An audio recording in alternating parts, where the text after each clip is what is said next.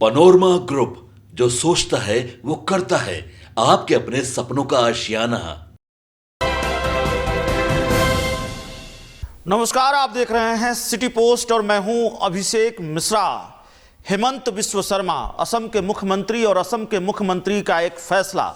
असम में बीफ प्रतिबंध रहेगा, बीफ पर बैन रहेगा, गोमांस पर प्रतिबंध रहेगा।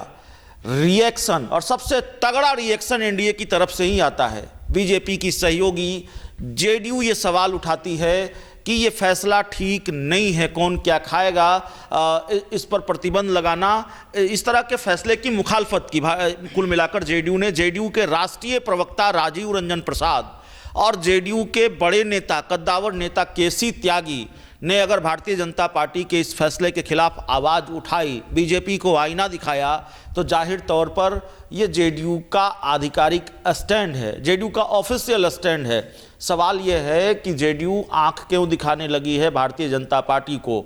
सवाल यह है कि असम के फैसले का विरोध जेडीयू क्यों कर रही है और असम से जेडीयू को क्या बहुत लेना देना है या कहीं पे निगाहें, कहीं पे निशाना है।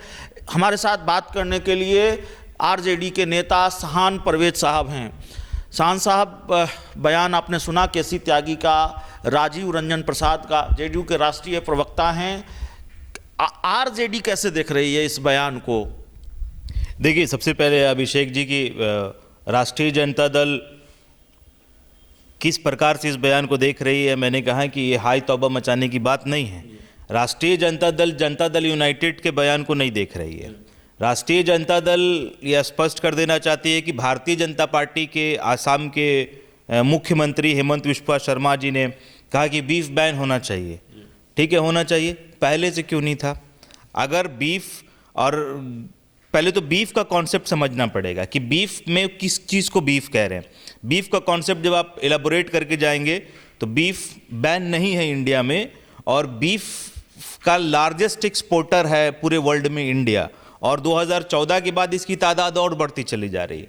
तो बीफ में दो चीज़ होता है, उसमें आप किस चीज़ को बैन करने की बात करें, उन्होंने स्पष्टीकरण नहीं दिया।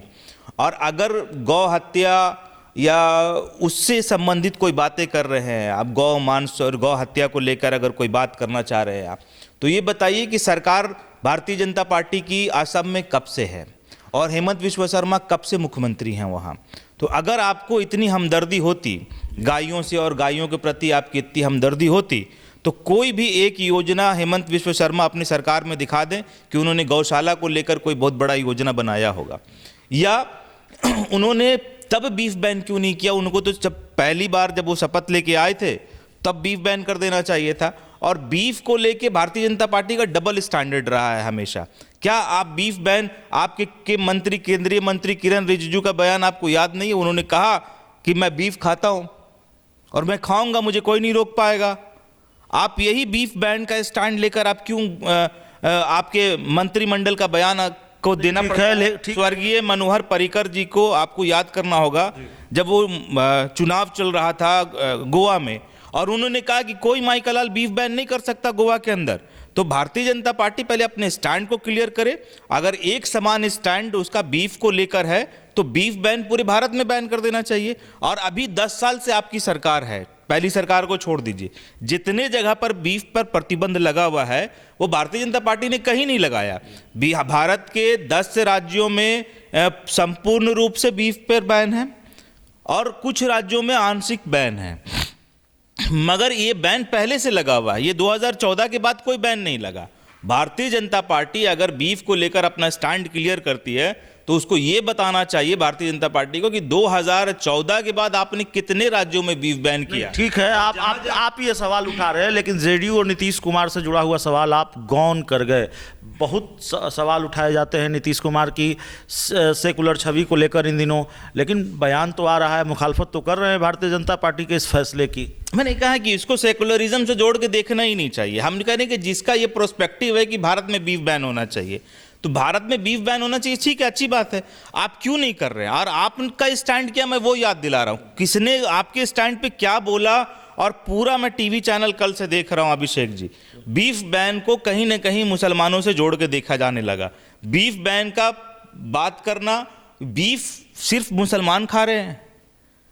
आप बताइए कि बीफ आसाम में बैन है, आसाम में क्या सिर्फ मुसलमानों की आबादी? आज आपको अगर बैन करना पड़ रहा है तो क्या आसाम में मुसलमान ही सिर्फ बीफ खा रहे थे? ये सवाल ये बगल में भी आपका है। मिजोरम, नागालैंड, नॉर्थ ईस्ट की जितनी स्टेट है वहां कितनी आबादी मुसलमानों की है? आप बात कीजिए ना कि आपके मंत्री को बयान देना पड़ता है गोवा के अंदर मुसलमानों की कितनी आबादी गोवा के अंदर है। आप बीफ बैन करके दिखा दीजिए मोदी जी, कि आप गोवा के अंदर बीफ बैन करके दिखा दीजिए, मैं मान जाऊंगा कि आपके अंदर सलाहियत है।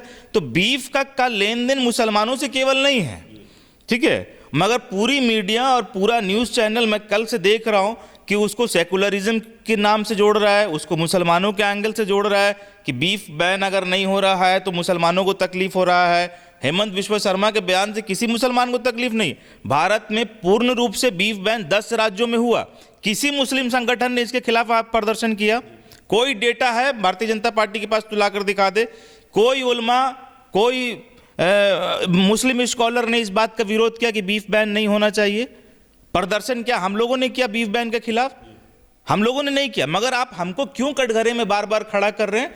तो हेमंत बिश्व शर्मा का जो स्टैंड है वो स्टैंड केवल इतना है कि वो आज भी बीफ बैन को लेकर उनका कॉन्सेप्ट और उनकी पार्टी का कॉन्सेप्ट क्लियर नहीं है। वो केवल मुसलमानों को कटघरा में खड़ा कर कर यहाँ हिंदू मुस्लिम की राजनीति करना चाह रहे थोड़ी हैं। बेचैनी इस बात को लेकर भी है क्या कि झारखंड में बटोगे तो कटोगे वाली बात चली नहीं, हिंदू रहेगा तो झारखंड रहेगा, ये सारे जो दाव पेचे चले नहीं झारखंड में, मैं कह रहा हूँ यही बेचैनी है क्या? बेचैनी तो बहुत तरह की है, बेचैनी बहुत तरह की है। आप पूरे देश को पूरी तरह से आग में झोंक देना चाह रहे हैं। आप जिस प्रकार का माहौल बनाना चाह रहे हैं देश के अंदर, एक तरफ मस्जिदों के अंदर मंदिरें निकल रही है, उस पर रोज़ दावा ठोका जा रहा है, 2 घंटे के अंदर सर्वे हो जाता है और पूरी की पूरी नारेबाजी और जुलूस लेकर डीएम और एसपी चले जाते हैं मस्जिद के अंदर। ये सब दुनिया देख रहा है आप किस प्रकार का माहौल इस देश में पैदा करना चाह रहे हैं। उसी का एक कड़ी है कि बीफ का पर आपने बयान दिया। मैंने कहा बीफ पर अगर आपको बयान देना था हेमंत बिश्व शर्मा जी, मुख्यमंत्री आप कब से हैं,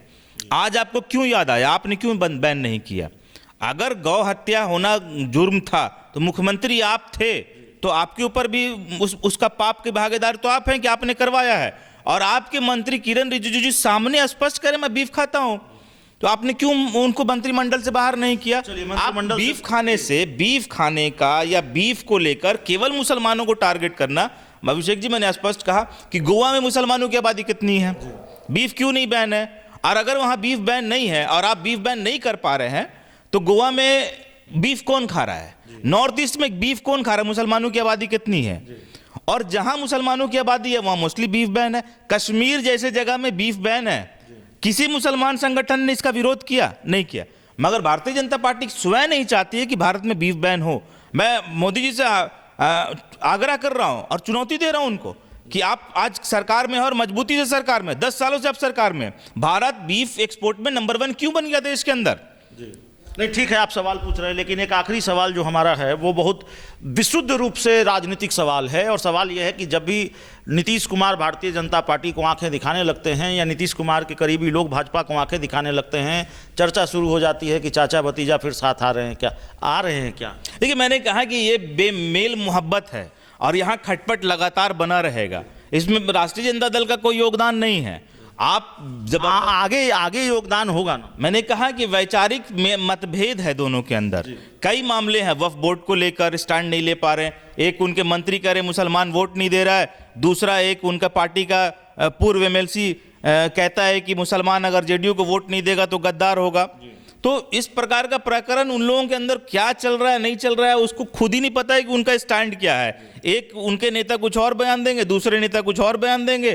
कल केसी त्यागी का बयान कुछ और है बीफ को लेकर, अशोक चौधरी जी का बयान कुछ और है बीफ को लेकर, मुसलमानों को वोटिंग को लेकर ललन सिंह जी का बयान कुछ और होगा, अशोक चौधरी का बयान कुछ होगा, गुलाम रसूल बलियावी का बयान कुछ और होगा।